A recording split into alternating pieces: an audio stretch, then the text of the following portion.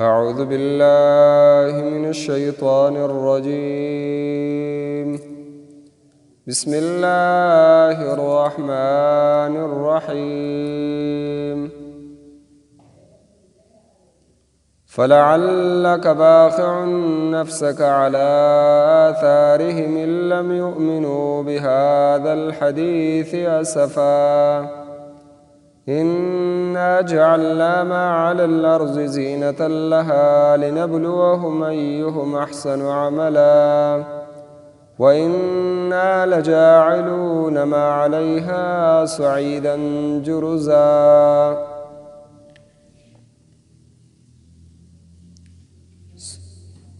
سورة الكهف شروع دی کہ اللہ رب العالمین عجز بیانولو د عباد الصالحین و نیکان بندگانو احتیاج اللہ رب العالمین تا دا خبر تشریکی دلا. مشرکان دوی په خرق عادت بانی دلیل نیولیو چی دا گورا حقدار دا بندگی دی، دا لیحدی او دا اللہ تعالی نازولی دی، ولی 300 او 9 کاله په یو ځای کې ژوندي پاتې کی و فتح لګي دا حقدار د بندګۍ دی. الله د دوی عجز بیان کو، دا زما عبادت کوونکي دی الله وایي و د کېدلو ته موږ ته محتاج، حفاظت کې دا موږ ته محتاج او لږه کې موږ ته محتاج. د دین د حفاظت دپاره سفر کړی دی الله وایي سفر کې موږ ته محتاج. پته لګي دا مخلوق دی د الله بندگان دي، هېڅکله دا الهه او معبودان نشي کېدلی. مشرکان به خبره د توحید نه منله، نبي صلی الله علیه وسلم به خفه کېدلو. الله تسلی ورکوي ورته، ای پیغمبره دوی پسې خفه کېږم، دوی ستا خبره نه مني، ته د دوی د تکذیب د وجې نه انکار د وجې نه خفګان مه کوه. اللہ تسلی ورکوي فلعلک شاید چې ته پیغمبره باخع هلاکونکی نفسک د خپل ځان، شاید ته د خپل ځان هلاک کې تباه کې وره علی آثارهم پاغا نقش قدم د دوی پسې. آثار اصل کې نقش قدم ته ویل کې چا په قدم پسې تلل، مراد نه دلته دا په دوی پسې.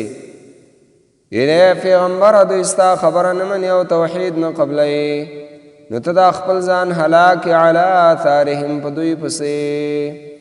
ان لم یؤمنوا بهذا الحدیث اسفا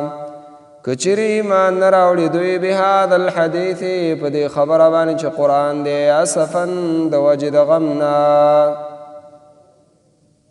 د وجې د خفګان نه ته خپل ځان هلاکې، د وجې د غم نه ته خپل ځان هلاکې. مانه دونه خفګان مه کوه دوی پسې.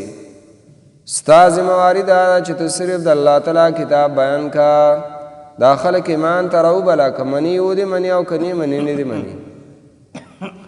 انا جعلنا ما علی الارض یقینا ګرځو موږ هغه څه چې په دې ځمکه باندې دي زینتا زیب و زینت د دې. الله وایي دې ځمکه کې چې دا کوم شی نه دي، دا کم مالونه دي او کم دنیوي فیدې دي او نعمتونه دي، ګوره دا موږ د دې ځمکې دپاره زیب و زینت ګرځولی دی. دا د دنیا دپاره زیب و زینت دی، که دا مالونه دي او که سرې دي او که سپین دي سورلی دي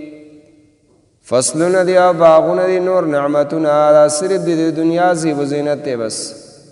حدیث کې راځي که نه، نبی کریم صلی الله علیه وسلم فرمایي ان الدنیا حلوة خضرة،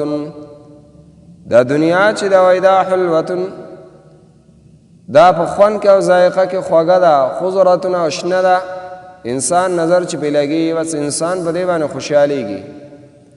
او چې سکت یې کوي او خوري نو بس د خولې ذایقه په دې باندې خوږیږي. نور دنیا سبب د دوکې ده، بس انسان صرف ظاهر ته ګوري، حقیقت او انجام ته بې نه ګوري. دلته الله وایي په دې ځمکه کې چې کوم څه دي ګوره دا موږ د دې ځمکې دپاره زیب و زینت ګرځولی دی. لنبلوهم دې دپاره چې امتحان وکړو موږ په دې خلکو باندې. الله مالونه پیدا کړي دي، دنیوي نعمتونه پیدا کړي دي، عہدے پیدا کړی دی او چتواله او خدواله الله پیدا کړی دی مرتبو کې. دا څه دپاره الله وایي دې دپاره لنبلوهم ایهم چې امتحان وکړو مونږه په دوی باندې چې کوم یو په دوی کې احسن عملا ښایسته عمل والا دی امتحان الله دا دی چې انسانان صرف دنیا پسې کوي او که نه نیک اعمال کوي صرف او صرف مقصود به دی دنیا کې صرف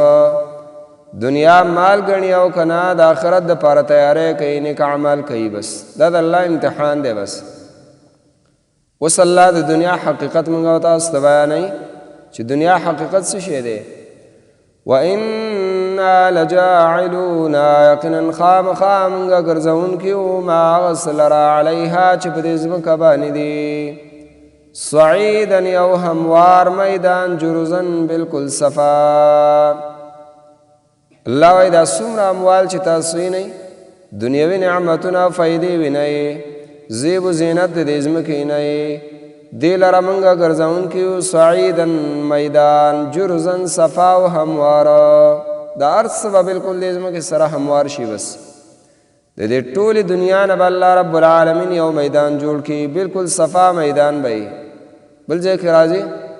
لا ترى فيها عوجا ولا امتا ته به نه وینې په دې کې یو ډیرکۍ او نه جوور او کنده د هر څه به بلکل هوار شوي